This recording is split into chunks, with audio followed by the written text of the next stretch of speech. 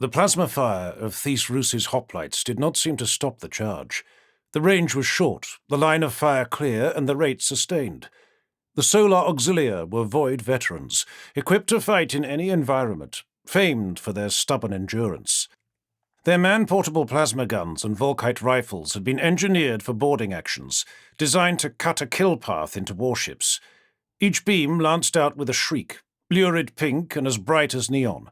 The air was already wretched, with the choking stink of superheated plasma and leaking coolant. But the charge did not falter. Across the top of his raised shield, Diaz watched in resignation. The combined firepower around him, heavy plasma weapons, Volkite guns, the rotary cannons of the Gehenid, the Space Marines' bolters, should have torn a regiment to shreds. The charge did not falter. The World Eaters were crossing the bridge en masse. They appeared through the backwashed smoke, howling, augmented voices braying like wild cattle. Wild cattle in a slaughterhouse, Diaz thought, stampeding to die. There was the most exquisite streak of pain at the heart of every war cry, like a vein of pure agony running through the booming rage. They were massive.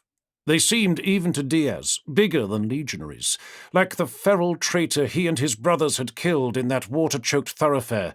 They were bounding and galloping, some propelling themselves on all fours like great apes. They were lumbering ogres in size and movement, but their speed was shocking. The wave of white armour spewed across the bridge like a horizontal avalanche.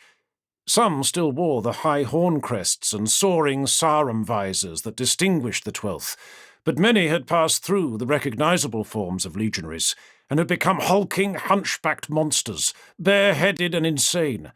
Eyes and brows had receded, jaws had extended and swelled, mouths had become the screaming maws of saltwater reptiles, of cave bears, of giant carnivorous ocean fish. Blood ran from stretched lips, foam and spittle flew from hooked teeth and exposed gums. Beaded strands of hair and cranial cables whipped and shivered behind their heads in writhing manes.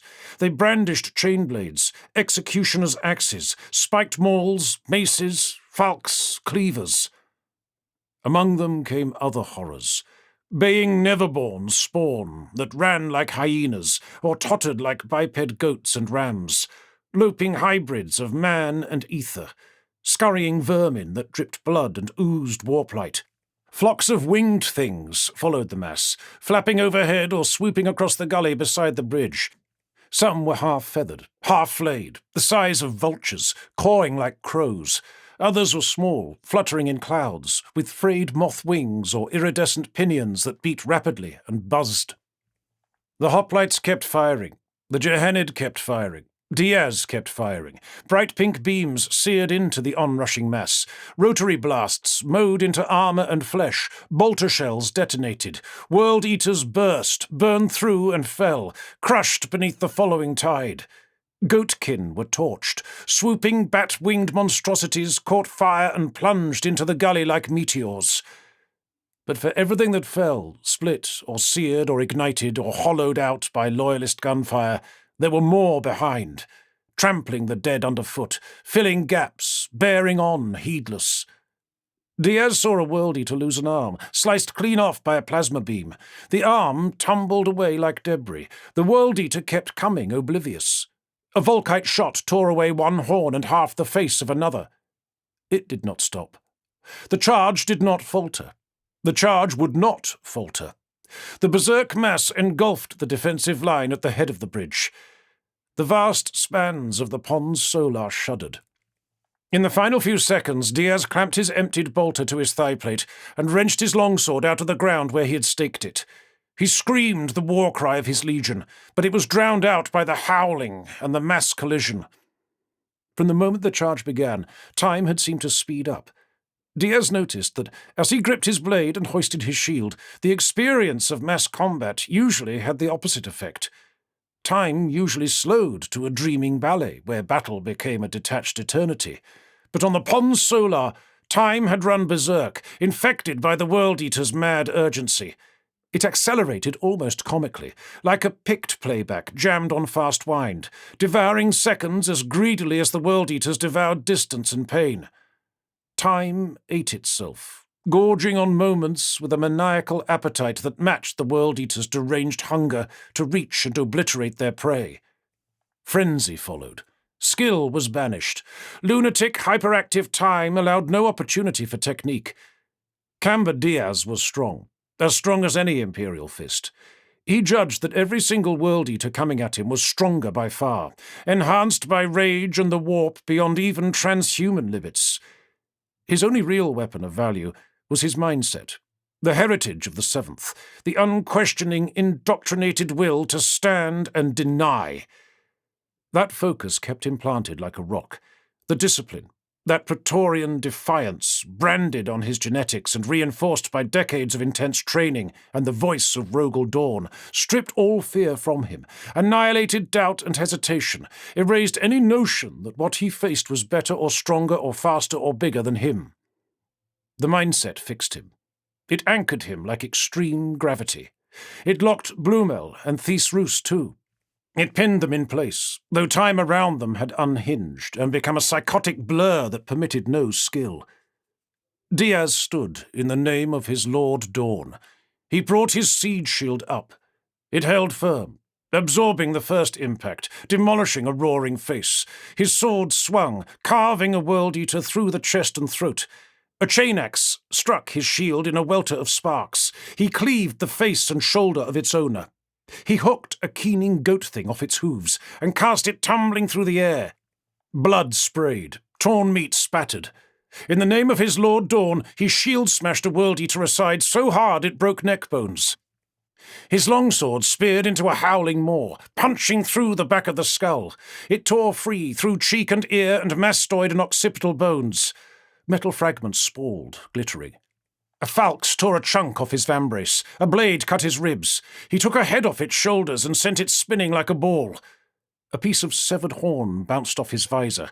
He broke a World Eater's jaw with his shield rim and gutted him as he staggered aside.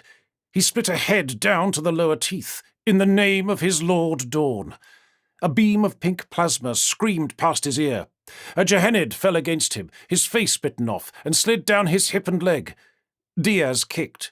He disemboweled. He broke a power lance with his shield and scythed off the arms wielding it. Diaz hacked. He carried a charging World Eater over his head on his shield and cast him off the bridge rail. He impaled. He chopped a darting witch dog through the neck and spine. Blood and black ichor filmed his plate. He barely noticed the chainsword gash across his right thigh, or the broken spear tip protruding from his hip. Focus. Maintain focus. Diaz swung, in the name of his Lord Dawn. Broken teeth flew up, a cracked tusk, a whole eyeball ejected by crush force. Chain blades screeched, cinders, arterial jets. A hoplite thrashed, burning alive. A plasma gun overheated, detonating. A dozen figures in the blast zone vaporized or staggered ablaze. Diaz struck off an arm, a face on a downswing, another head, a grasping hand, in the name of his Lord Dawn. Focus! A mist from steaming innards. Corpses lolled, still upright, unable to fall in the density of the press. An Exertus trooper flew overhead, flailing, eviscerated. Diaz swung, blood erupted, the concussion of a mace, unremitting impacts. Blumel at his side mashed faces with his power hammer, swinging like a smith. Feet caught on unseen corpses, a carpet of bodies and parts of bodies. Diaz ripped his sword through ceramite and meat, split a skull, sliced a throat. Thys Roos, in the name of his lord, struck with a captured falx, another falx impaled clean through his torso.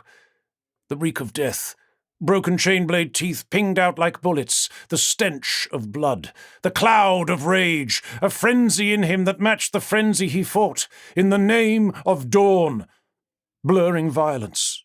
Diaz struck, sword buried deep in plate and black carapace. Thys Roos on his knees, stabbing. A Gehenid screamed. A rotary cannon fired blind, point blank. Blood on everything. Blumel, one pauldron gone, drove his hammer into a monster twice his size, hair braids whipping and snapping at the impact. Diaz struck. He struck again, in the name of his Lord Dawn. Again, more. His longsword snapped. He drove the broken blade into a throat to the hilt. He punched, empty-handed, breaking face-bones. He killed a world-eater with his shredding shield, wrenching the purring chain-axe from the traitor's hands, rotating it, making it his own. He swung. He struck. Thys Roos knelt, headless. Diaz drove the squealing chain-axe through World-Eater's plate, a fountain of gore, thunder, carnage, time rushing headlong in the name of his lord. Blood flying, bone snapping, flesh tearing, impacts, collapses, swinging, striking, pinned. The name of dawn, frenzy, glory, Diaz, smoke blind, blood blind, striking again, Camber Diaz, thrusting, cutting, gutting, striking, slaying in the name of his lord, pinned, unmoving, unmovable. The line he had sliced in the rockcrete of the bridge between the lion plinths still lay behind him.